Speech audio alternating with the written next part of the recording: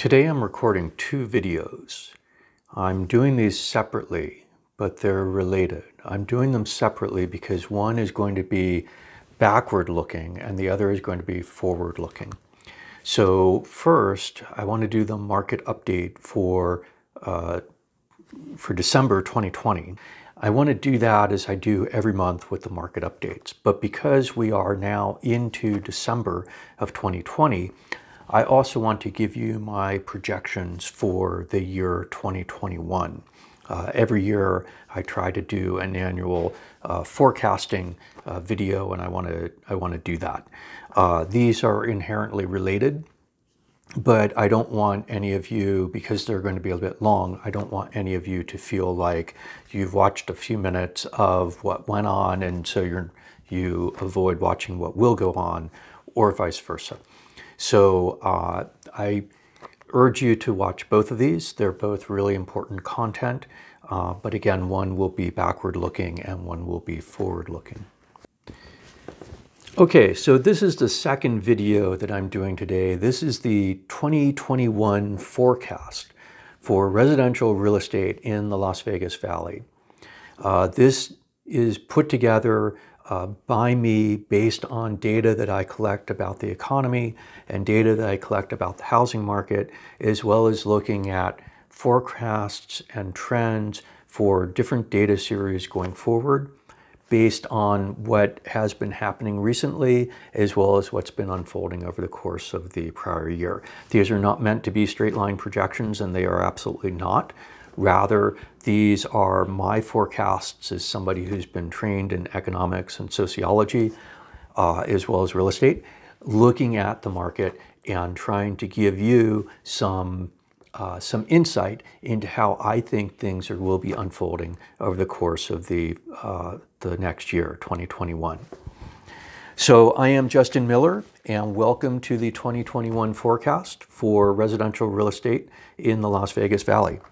So there's a couple things that I think that we need to talk about in order to understand what is going to be happening, what my forecasts are going to be for the Valley. If you want the Cliff Notes version, real estate's going to be strong. All right, so let's get into the details here. One, interest rates are at historically low levels. You can get 15-year loans right now at 2.25%. I don't recommend 15-year loans because they lock you into a payment structure that's less flexible than a 30-year loan. A 30-year loan you can always pay off more quickly if you choose to do so.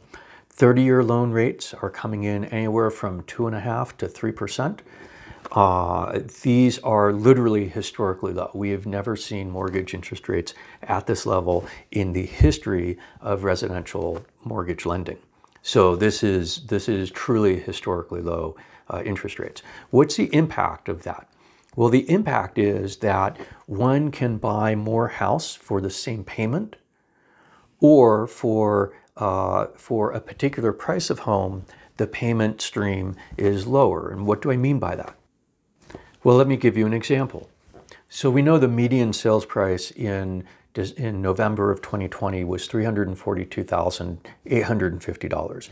That's not a round number. It's a little bit awkward to work with, but let's just take a nearer, slightly more aspirational, but round number. Let's take $400,000, and let's look at this in a very practical manner. If one can go out and get a 30-year loan at 2.875%, and let's say for purposes of the calculation, you're borrowing the $400,000. So maybe you're putting 20% down on a $500,000 house. So your 80% loan to value, your loan is $400,000. Maybe you're actually buying a $415,000 house and you're putting down minimal down payment. You'll have to pay mortgage insurance, but let's just take account of the principal and interest. Okay, 2.85% on a $400,000 loan. Your monthly payment is $1,655, plus or minus a couple dollars, depending on what bank is doing the calculation, because some fees may be added in or taken out.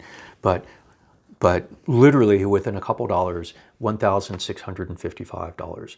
It's a $400,000 loan at 2.85%.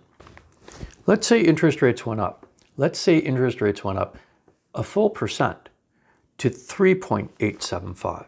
Now, that's a big increase in interest rates, but in reality, 3.875 is a really good rate. If we went back about a year ago, that would have been considered to be a very good rate. If we went back 3 years ago, you wouldn't have been able to find an interest rate like that. So let's just take 3.875%. Now, why did I take that?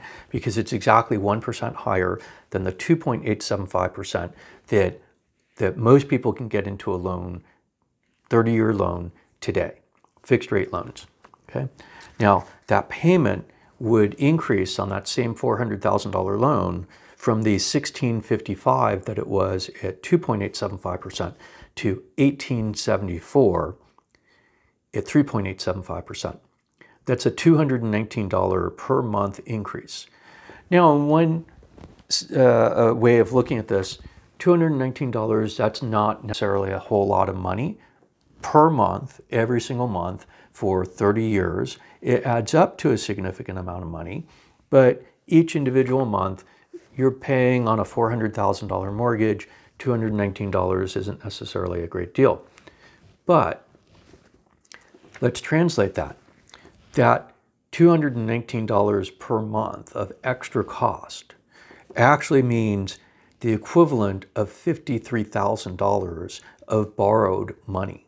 In other words, $400,000 borrowed at 3.875% costs you the same as borrowing $453,000. So that's about 12% more money, more purchasing power if you borrow at 2.875%. So low interest rates increase purchasing power at the same dollar figure, or they decrease the amount that you have to spend for the same priced house. So low interest rates are incredibly consequential to the ability for people to buy and sell. The lower the interest rate, the less expensive it is to buy a house, because people don't live in the absolute purchase price. They live in the payment stream. It's how much can you afford to pay per month. And in fact, that's exactly how banks evaluate people, is how does this impact your what's referred to as debt to income ratio, but actually what it is your total monthly minimum payments relative to what your income is. So very low interest rates, as we've got right now, increases purchasing power and actually increases the number of people who can qualify for loans because the income that they have goes further. All right, so that's feature number one in the environment. Well, what are interest rates going to do this year? Interest rates likely will fluctuate a little bit because they do that. They're impacted by various market conditions. But the chairman of the Federal Reserve, as well as other governors of the Federal Reserve banks, have declared that interest rates are going to remain at approximately these levels through 2023, if not longer. So that means interest rates this year, next year, 2021, are going to remain very, very low. That means there's underlying support in the housing market. So that's feature number one. Feature number two, there's very little inventory. In my market update for December 2020, I talked about inventory as being at historically low levels. The month's supply is actually at the lowest level in the data set going back through the beginning of 2006. And at the number of houses that are available in the Las Vegas market, single-family resale homes, inventory has never gotten to this small a number since December of 2007, so 13 years ago. We're at really low inventory levels in the marketplace. So what do low inventory levels mean? Well, if somebody wants to buy, they have less to choose from, and there are more people looking to buy than there are people looking to sell. And in a regular economic supply and demand function, we would expect then that prices go higher because inventory is tight. There's not enough supply to satisfy demand. So if we don't have decreases in demand levels, and if we don't have increases in supply levels, we can expect that current demand and current supply will push prices higher. So then let's talk about things that may influence the number of sellers in the marketplace, as well as the number of buyers in the marketplace. So why do people buy homes? Well, there's a variety of reasons. There are people who want to, they may be in an existing home and they want to upgrade their home. They've decided they need more space. They need an extra room to serve as an office, or they need a backyard where they can relax and get away from the hectic and weird things that go on in the world.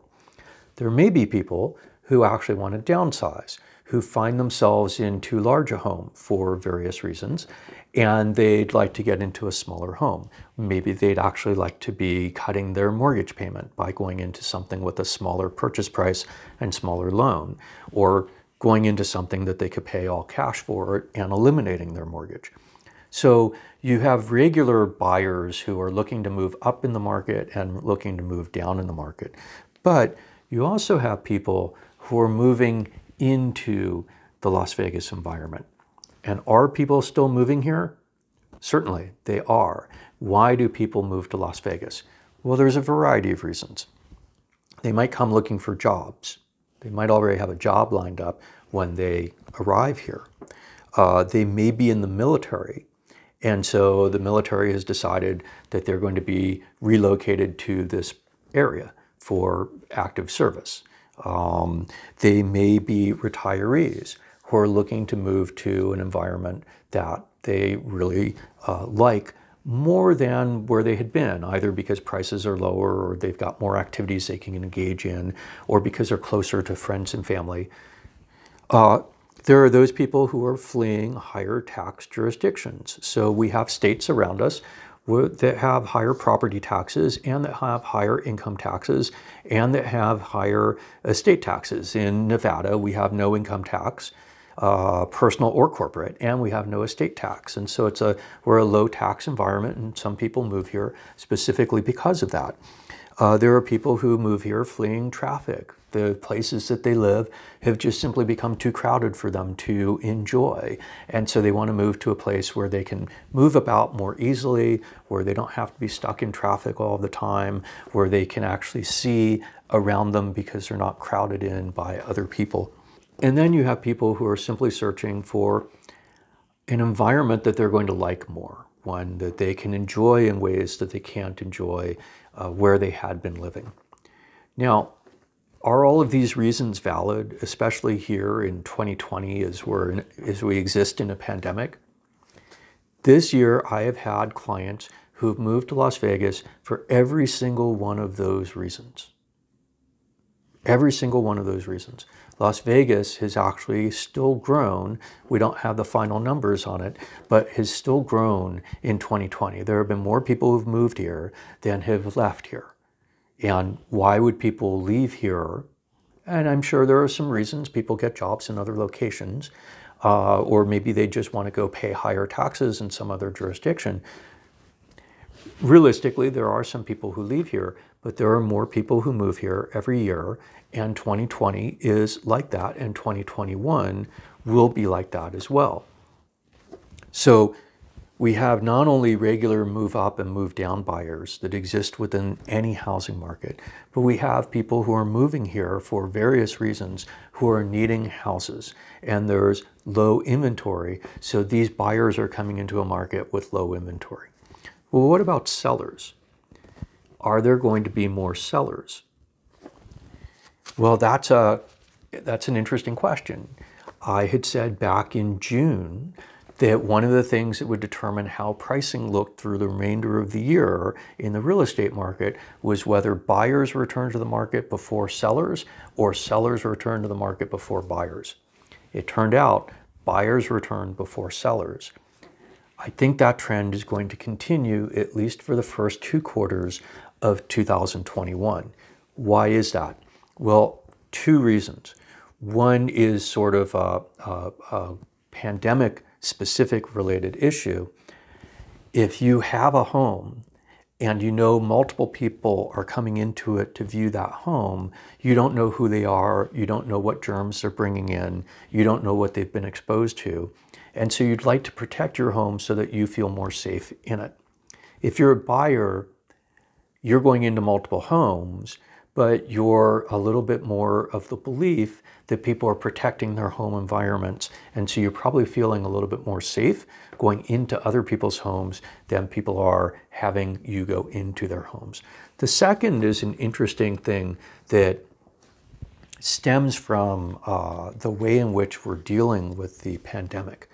So one of the things that's happened here is the school system has gone all virtual. Now, there are some private schools, there are exceptions to that and what have you, but because CCSD, the Clark County School District, is all virtual, parents who normally have a harder time moving during the school year are finding themselves actually under additional pressure to not move during the school year.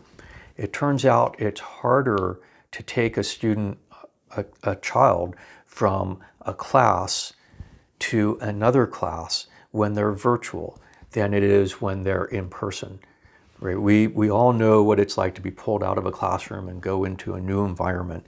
But when you're pulled out from a place that you knew people to a place you don't know anyone and you cannot physically interact with them, from a place where people are having to learn completely or mostly through Zoom calls and similar, to other Zoom calls where the grading standards, the teaching standards, the homework methodology, etc., may be highly divergent because there's more divergence now between teachers in the way that they're actually presenting and actually demanding things of students.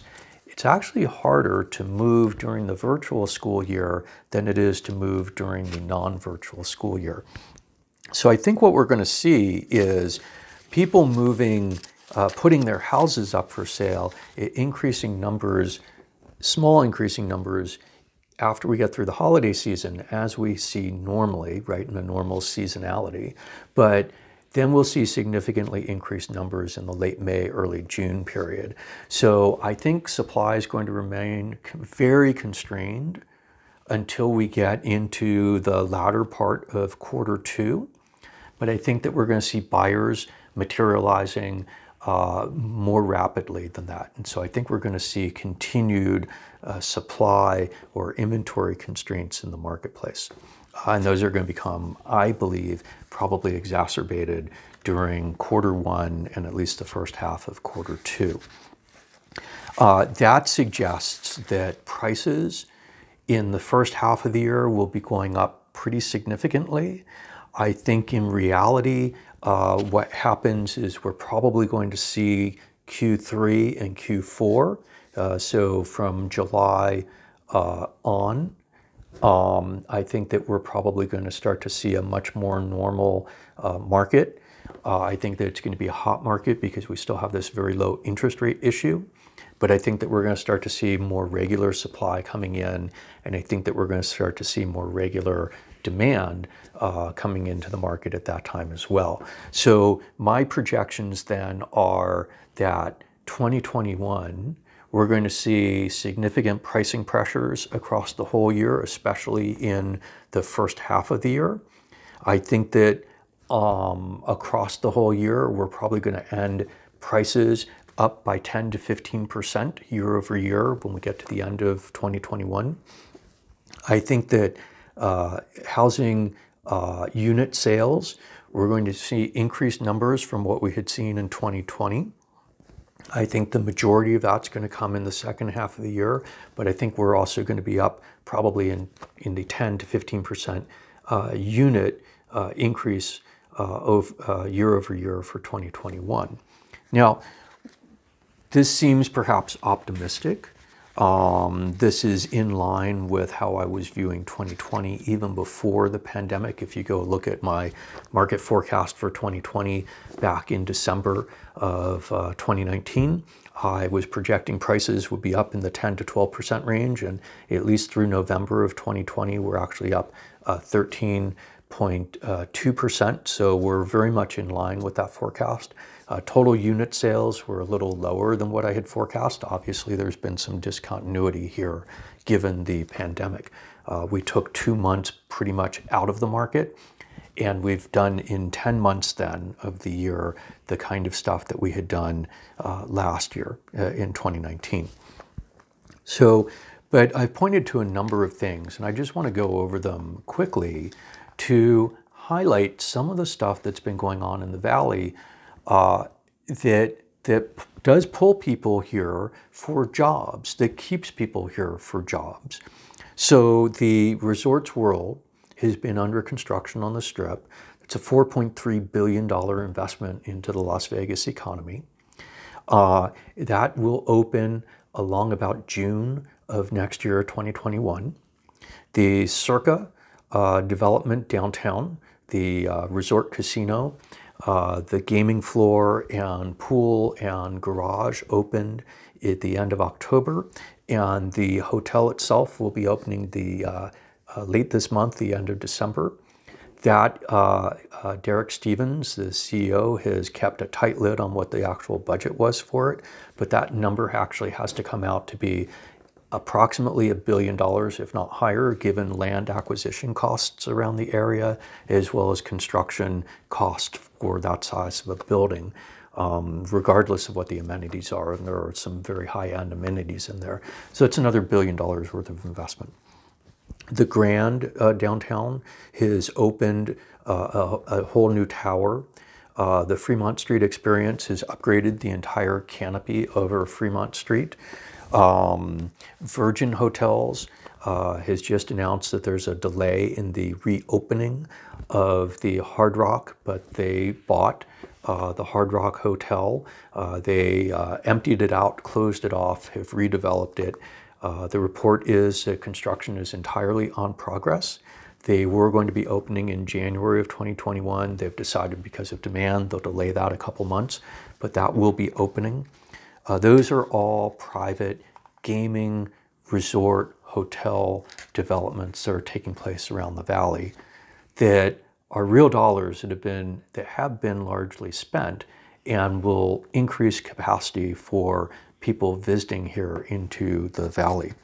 Well, there's other things. There's the Raiders Stadium, $2 billion development that opened this fall. There have not been live games, except for, I believe, one for UNLV played in there. But that is an investment that's been made into the community, and we will start to see, based on the assumption that the coronavirus vaccine will be in wide distribution and people will have been widely vaccinated by the early Q3 time period, the July kind of time period. There's also the Raiders practice facility over in Henderson, significant investment there. We see also in Henderson the Silver Knights minor league hockey. Interestingly, a note on the Allegiant Stadium, the Raiders stadium, there's a note that the LA Rams and the LA Chargers may actually end up playing 3 home games in our stadium through the end of 2020, because games are allowed to occur here even if fans are not in the stadium, whereas apparently in LA, the stadium may actually be physically closed. And so it's kind of interesting that we have this facility that allows us to capture a whole lot of things and that will, on an ongoing basis, allow us to capture some amazing activities. But it's not just sports facilities. We don't know what's going on with the AEG Sphere development, except it will restart at some time. It will be developed. That'll be quite the entertainment venue. There's a possibility, but not solid, of having an NBA team here and an NBA stadium being built. But we do know that the Downtown Convention Center opened in 2020. The Las Vegas Convention Center expansion is on track with over $1 billion worth of expansion that will be finished by the end of December 2020. And that will, of course, allow for larger conventions when conventions recommence here in the Valley. I suspect that we're going to start to see some conventions coming back in the July and August timeframe, and we should be at full convention strength probably by the end of 2021. We also have massive development that's sort of public facing, but is not like convention business. It's not specifically for others to come and partake in Las Vegas. We have the development of the entire Symphony Park area of downtown, including small hotel, including apartments, including other housing. We also have the new UNLV medical school has broken ground 2 months ago in 2020 on their $150 million medical school building, which is the first medical school building for that school. And that will house classes and office space. We also have beyond that a tremendous amount of transportation investment. In 2020, the entire west side of the 215 freeway has been expanded. The entire north side of the 215 freeway has been completed. The south side, southeast side of the 215 freeway has started expansion that will complete in 2021. The remaining element of the 215 freeway is the north interchange between the 215 and the 15. That construction has started and should conclude in 2021. The 15 freeway got a new interchange at Star on the south side. Next year in 2021, the start of a brand new project will take place for a new interchange at Tropicana and Harmon along the 15 freeway near to the lower strip and the Allegiant Stadium. The 1595 interchange at downtown at the Spaghetti Bowl has been completed in 2020. That was more than $1 billion of investment, the most expensive road project in Nevada history. The Centennial Bowl of the 215-95 interchange has been mostly completed in 2020 and will be completed in 2021. And then we have lots of smaller scale investments, right? Not like housing, right? Private investment where there's a significant number of houses being built, but rather gas stations, new traffic lights going in, water and sewer line replacements throughout the valley. It's amazing actually in the southwest portion of the valley. I've never seen anywhere else in the country as many new gas stations being built as we've got going in here. And that's all supportive of new housing development, new commercial development, and new populations moving into the valley. And then if we have the possibility of a high-speed train between California, between Los Angeles and Las Vegas. There's some bond-related issues that have been delayed on that over the past 2 months. I don't know if it's actually going to happen, but it may. And 2021 would be the determining year as to whether or not that will actually go forward. But so there's a tremendous amount of investment that's taking place in the valley, and a lot of it is private investment. A lot of it also is infrastructure investment. And we know that counter-cyclically, when the economy is weak, making investments, especially infrastructure investments that support new growth, new in-migration to an area is extremely pro-cyclical, meaning increases the ability to recover. And we've got not only a lot of infrastructure investment that's occurring, but we have a lot of what might be referred to as shovel-ready investments that could be made here in the valley that, should the new administration release some money into infrastructure development, we have a lot of projects that are ready to go here in Las Vegas. So forecast for 2021, Las Vegas will continue to grow. We will see the housing market here grow and expand and strengthen. And I'm projecting 10 to 15% upside year-over-year pricing during the course of 2021. And I'm projecting unit growth for resale homes of 10 to 15% also year-over-year.